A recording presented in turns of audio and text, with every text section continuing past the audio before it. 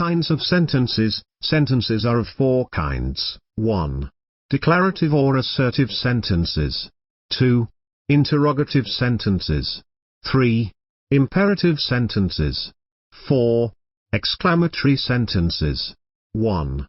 Declarative or assertive sentences. A sentence that makes a statement or assertion is called a declarative or assertive sentence. It just provides information. Usually, this type of sentence ends with a full stop. It can be positive or negative. For example, I love pizza. He is a doctor. He doesn't work here. 2. Interrogative sentences. A sentence that asks a question is called an interrogative sentence. This type of sentence ends with a question mark. For example, do you love pizza? Is he a doctor? 3.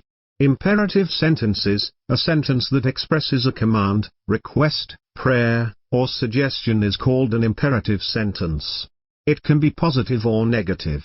It ends with a full stop, or an exclamation mark. For example, open the door. Please, bring me a glass of water. 4.